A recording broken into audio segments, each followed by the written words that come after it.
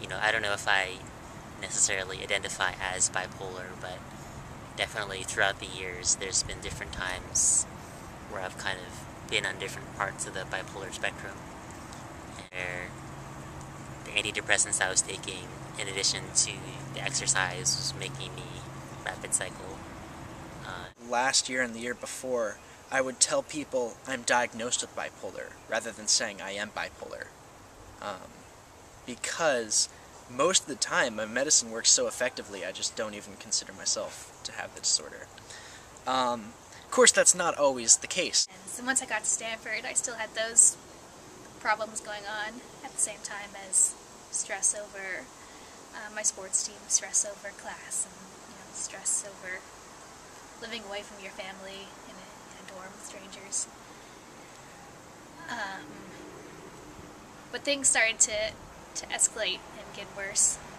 I didn't want people to see how vulnerable I was or how miserable I was, because I thought that would make them miserable. I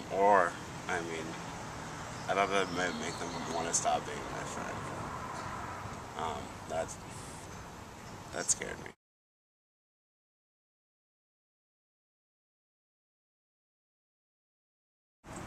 Death is not something that's a lot of Stanford students necessarily face when they get here. And I didn't meet that many people who had been touched as directly as I had been. And I hadn't met that many people who had struggles in an open fashion, besides Cady. Last quarter I got a C in a class that I really had no excuse to get a C in because I was glued to the floor a lot and couldn't motivate myself to get out of bed and do my homework. But I really get the sense that like 90% of Stanford students have some kind of mental disorder, diagnosed or not, so I don't consider myself that different. Coming here, I was really nervous because I'd never lived away from home before.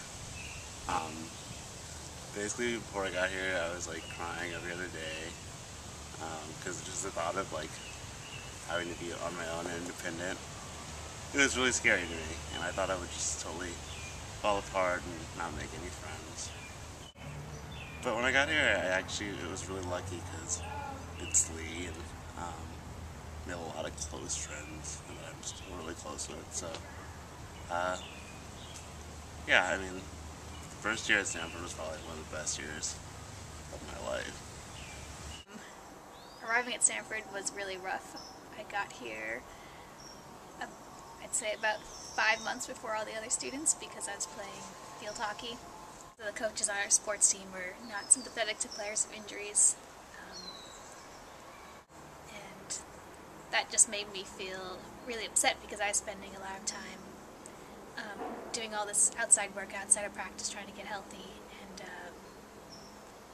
it just really felt like they would rather not have me on the team at all, basically. Like at Stanford, it's kind of such a nerdy place and yet such an athletic place, and so in both ways there's this sort of ideal that you internally strive for. Oh, I didn't really feel like I could talk to the people around me in any depth about my depression. I thought it would scare them off. I thought that what people value in me is sort of being happy and being like stable.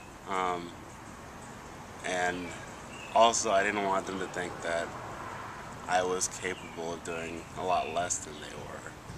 I always felt this need to sort of compensate for my disability. Like I need to prove more than other people. And I was really overloading myself, and I was like, well, this is what everyone does at Stanford. Like, everyone is doing this, and if you can't do this, even then maybe you don't deserve to be here. So during my junior year, I was continuing to have feelings of depression. They were pretty severe, but I was still managing okay. I had some outside help, and I had a job, and I was still going to class. And then I started to have these additional periods, basically, of high high energy, almost like elation, basically the opposite of how I was feeling. And I would feel alright, but then that period would never last for that long, and then I'd go back into depression. I really wish I could give everybody a taste of what mania is like. You kind of feel like you're flying through the sky with 2 flamethrowers in each hand. It's very exhilarating. And if I could make a recreational drug that had that effect, I would, distribute it widely. Just kidding, that's wildly inappropriate. And that might be meth. So... I haven't really talked to that many people at Stanford about it, and Cady was actually the only person that I really knew that struggled with bipolar for many years. I feel like at Stanford there's sort of a stigma against being not happy. Like you get the sense that everyone's like doing these like entrepreneurial like ventures, and they're all like go-getters and everything, and like no one's just like, I don't know if I can do this. Like, you don't really get a lot of people in the group saying that they're not that excited about the future, and they're not that energetic. I don't know. I wish that I had been able to be more honest, so that I could perhaps have helped other people. But I also wish that I had kind of heard that I wasn't so alone. Sometimes I have difficulty asking for help. Out of pride, or just wanting to, pull myself up by my bootstraps, so they say.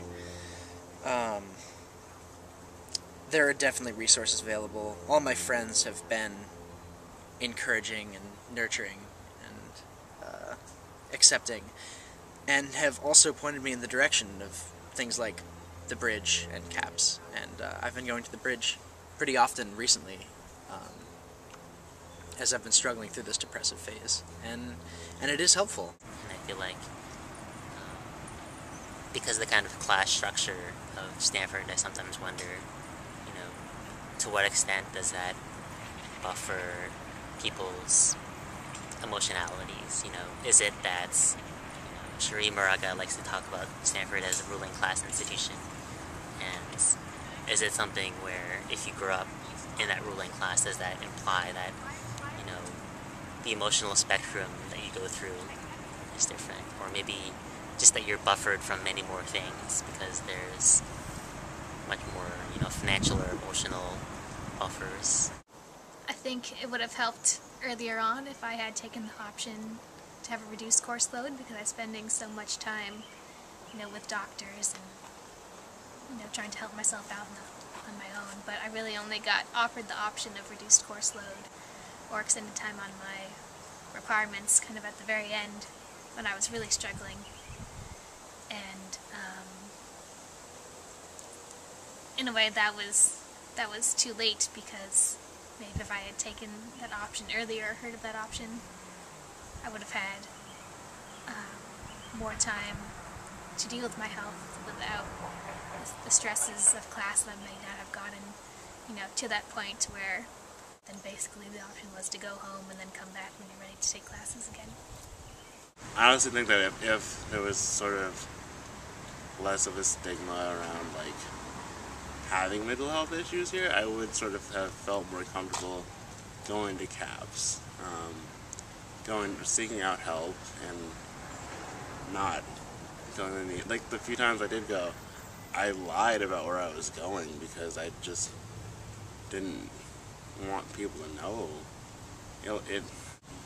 It just seemed like admitting my failure as a person, and like in retrospect, that's not what it was at all. It was something that I needed to keep myself healthy, and I should not have ever been ashamed of that, but I do feel like at Stanford there's somewhat of a culture of shame around any kind of sort of lack of ability.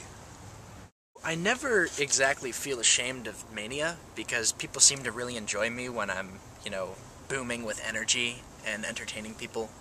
But when I'm depressive, It's not exactly shame that I feel, but a responsibility to not weigh people down, a responsibility to not be that, like, gloomy cloud.